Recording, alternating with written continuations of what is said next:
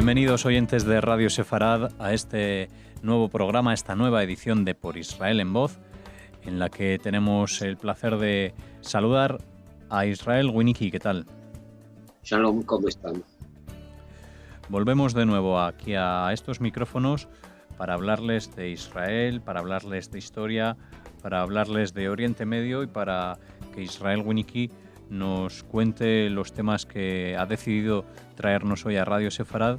Y empezamos con Turquía. Vamos a hablar de Recep Tayyip Erdogan y de esa victoria en las urnas, que seguramente haya controversia en todo este asunto, y queremos que nos cuentes tu opinión. Sí, hoy estaba viendo un documental en televisión, en el canal de Historia, sobre el surgimiento de los bárbaros en la época del Imperio Romano. Y no sé por qué, por una de esas locas asociaciones de ideas que suelo tener o que suelo elaborar, estuve mirando un poco el mundo actual. Vemos que en África hay guerras tribales, en Medio Oriente y Extremo Oriente hay surgimiento de grupos extremistas religiosos, sobre todo islámicos. ¿Qué es lo que ocurre? ¿A quiénes llamaban bárbaros los romanos? A todos aquellos pueblos que no habían adoptado las formas culturales grecorromanas. En esto incluían tanto a los galos como a los pueblos que habitaban en Oriente. Para los romanos, la única civilización, la única cultura, era la greco-romana. Todo lo demás era bárbaro. Cuando, a partir del siglo XIX, se empiezan a desarrollar los imperios coloniales, el hombre blanco con su soberbia, el europeo con su soberbia, fue llevando o tratando de implantar a la fuerza la cultura europea en pueblos que tenían sus formas culturales propias. Y lo hacían a la fuerza. Esto provocó que a partir de los años 20, por ejemplo, surgieran en Egipto los hermanos musulmanes, que veían cómo las costumbres occidentales iban en contra de la tradición musulmana. Esto provocó que en África surgieran movimientos de resistencia hacia el blanco, que el ejemplo más grave fue en los años 60 del siglo XX, con los Mau Mau. Y esto terminó haciendo explosión a partir de los años 70. Ya muchos países musulmanes dijeron basta de Occidente, volvamos a nuestras raíces. Muchos países africanos que fueron creados en forma artificial, porque por ejemplo, tomemos uno de los ejemplos que le di a mi esposa hablando del tema, fue Sudáfrica, país creado por los británicos, donde vivían etnias enfrentadas por siglos, como ser los zulúes y los mayonas, y que cuando Sudáfrica terminó con el apartheid, esas etnias volvieron a sus guerras tribales, o como la guerra de Biafra, que fue también una guerra tribal, la minoría Ibo, que era dominada por una mayoría, y por eso se quisieron independizar. O sea, ¿qué es lo que quiero decir con esto? Occidente quiso implantar cosas, una cultura que no era de esos pueblos, y sobre todo en una sociedad patriarcal como es la sociedad árabe, como es la sociedad musulmana, quisieron implantar un concepto que para la sociedad musulmana no existe: democracia.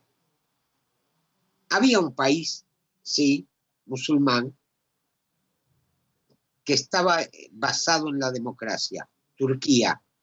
Turquía, que a partir de Kemal Atatürk se transformó en una república.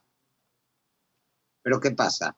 En forma tardía, Turquía, de la mano de Erdogan, está volviendo a las raíces islámicas.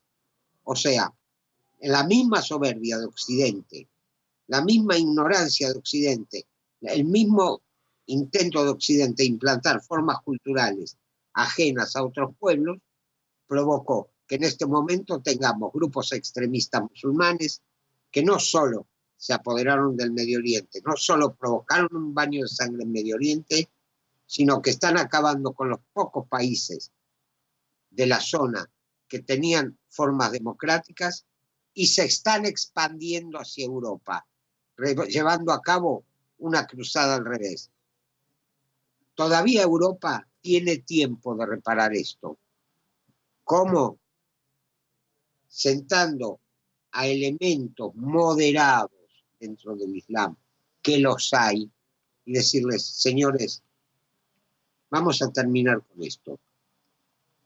Ustedes quieren conservar su forma cultural, consérvenla.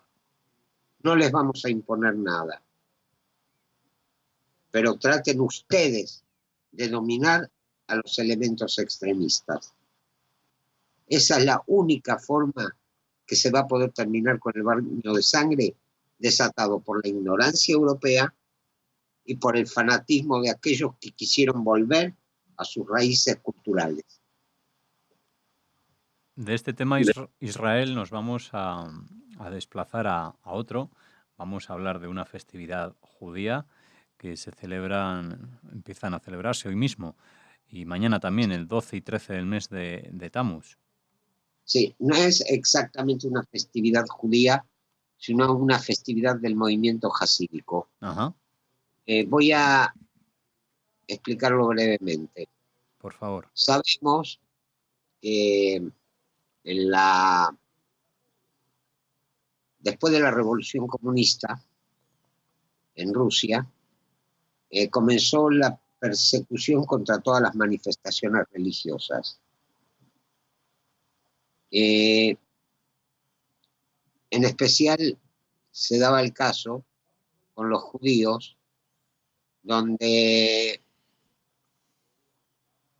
el gobierno de Stalin creó una sección especial dedicada a la persecución de los líderes religiosos. Entre estos líderes, el que más se destacaba era Rabbi Yosef Yitzhak Schneerson, de bendita memoria, que en 1920 creó una organización denominada BAAT, Comité, dirigida por él mismo. Esta organización obstaculizaba los intentos del gobierno soviético de impedir las prácticas religiosas. Al mismo tiempo, se luchaba contra la prohibición de la enseñanza religiosa, campañas para obtener permisos para impartirla. Finalmente, en el 3 de Tamuz, finalmente el Rebbe fue encarcelado por el gobierno soviético. Fue torturado en la cárcel. Y finalmente, tras una parodia de juicio, fue condenado a muerte. Ahora, el día 3 de Tamuz de 5687, o sea, el año 1927, tras 19 días de cárcel, recibió permiso para salir de la cárcel durante 6 horas hacia su casa, y esa misma noche debía tomar un tren rumbo a la ciudad de Kostroma, sobre el Volga, en el interior de Rusia, donde permanecería exilado durante 3 años. El Rebbe fue a Kostroma, porque la pena de muerte fue conmutada por el exilio, y el día 12 de Tammuz se le informó que quedaba en libertad. Y el día 13 de Tammuz abandonó Kostroma para retornar a Leningrado. Una vez en Leningrado obtuvo permiso para salir del país junto con su familia. Primero fue a Latvia, de Latvia pasó a Varsovia. En Varsovia, en una forma muy, digamos, clandestina, el almirante Canaris, que se sabe que era de la inteligencia nazi, pero a la vez era un antinazi ferviente, liberó al Rebbe y lo llevó y lo ayudó a salir de la Polonia ocupada y llegar en 1940 a Estados Unidos. Ahí brevemente la historia. Ahora, ¿qué pasa?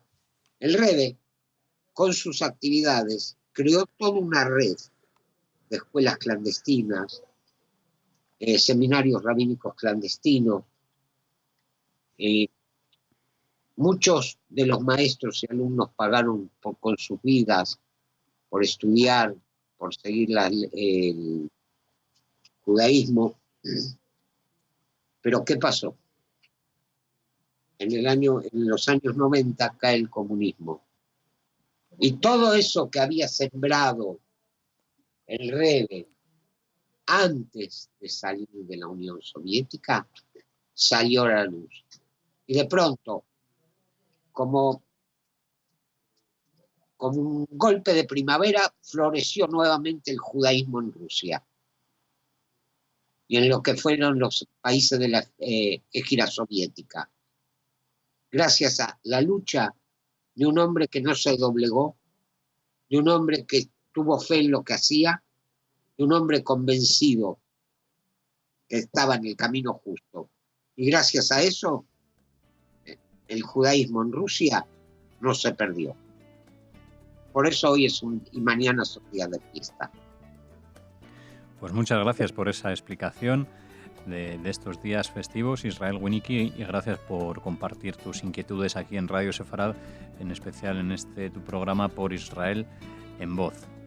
Vamos a recordar a los oyentes, antes de terminar, la página web de www.porisrael.org, donde pueden encontrar artículos relacionados con el programa y también escritos, muchos de ellos por Dori, que nos acompañó hace unas semanas aquí en Radio Sefarad, en Por Israel en Voz. Gracias, Isi, y hasta la próxima semana. Hasta la próxima semana, si Dios quiere.